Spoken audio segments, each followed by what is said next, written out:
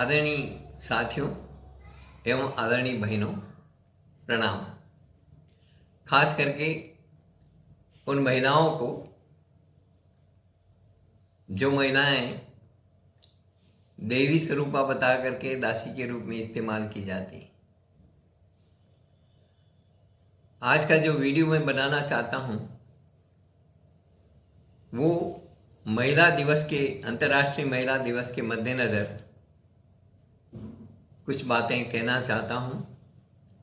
आप सोचेंगे कि इसका स्वास्थ्य से क्या संबंध है, लेकिन इसका शारीरिक और मानसिक दोनों तरह से स्वास्थ्य के साथ में गहरा संबंध है। औरत को देवी बता करके दासी की तरह इस्तेमाल करते हैं लोग। उसे एक इंसान की तरह नहीं, वस्तु, चीज की तरह इस्तेमाल किया जाता है। हमारे यहाँ बहुत आदर्श की बात की जाती है, यत्र नार्यस्तु पूजन्ते रमन्ते तत्र देवता।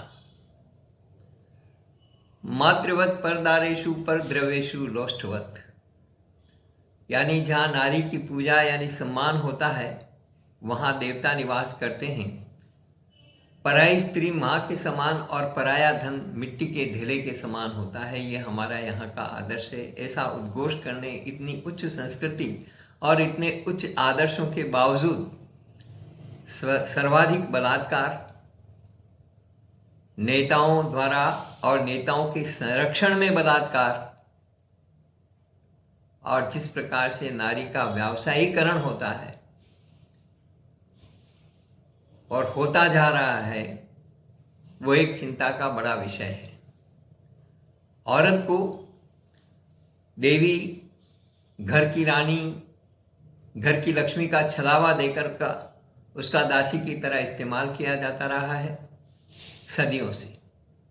सबसे विकसित राष्ट्र अमेरिका के समाज वैज्ञानिक आज भी निम्न श्रेणी के लाभ समझाते हैं। फ्रांस में भी कहा जाता है कि गरीब लोग भाग्यशाली हैं क्योंकि उन्हें धनिकों की भांति दिखावे का झंझट नहीं करना पड़ता।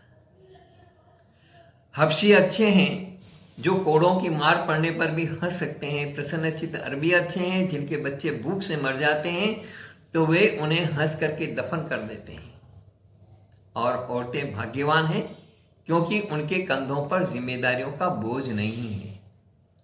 पर यह कितनी विचित्र बात है कि शताब्दियों से और सभी देशों में ये सब भाग्यवान व्यक्ति रो रो करके कह रहे हैं कि यह अब सहन नहीं होता। और तथाकथित कम अच्छे भाग्यवान वाले व्यक्ति, कम भाग्यवान वाले व्यक्ति जो ये सारा मिथ फैलाते हैं, वो हाथ में बंदूकें लेकर के जवाब देते हैं कि यह अच्छा जीवन तो आप ही के लिए है। हमारे देश में भी कमोबेश सारी स्थितियां इसी प्रकार की है। औरत के कानों में मोहब्बत, श्रद्धा और बलिदान के उत्तम गुण दोहराए जाते हैं, परंतु उनका प्रियतम, उसका पति और यहाँ तक कि उसके बच्चे भी कभी इन शब्दों का बोझ उठाने के लिए तैयार नहीं होते। मोहब्बत, श्रद्धा, बलिदान, ये सब वन वे ट्रैफिक है।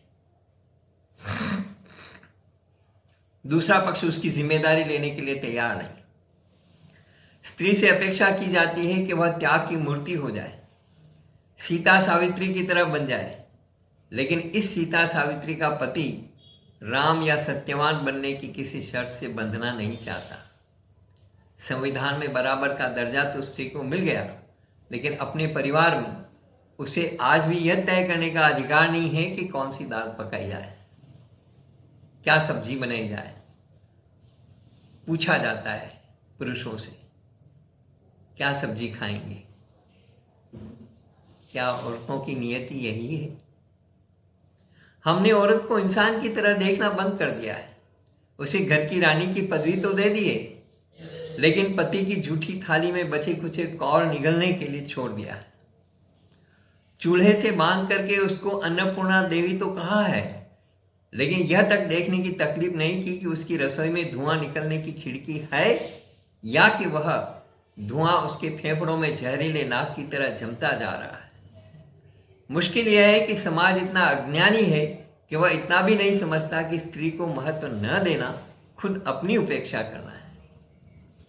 हमारे समाज में अनेक तबके हैं, अमीर, गरीब, शिक्षित, अशिक्षित, विकसित, अविकसित, ग्रामीण और शहरी, किंतु स्त्री की पशुवत दशा कमोबेश अधिकांश परिवारों में एक जैसी। 8 मार्च को अंतर्राष्ट्रीय महिला दिवस पर चिंतन मनन की कुछ औपचारिकताएं होंगी। बस सोचिए जरा, हम कहाँ जा रहे हैं। जिस तरह से प्रगति होनी चाहिए थी, महिलाएं आज भी उससे बहुत वंचित हैं, बहुत पीछे हैं, और प्रगतिशील होकर के भी घर की खूंटी में आकर के तो उसका दायरा वही है, परिवार की खूंटी में आकर के तो उसका दायरा वही है। क्यों? सोचिए जरा। धन्यवाद।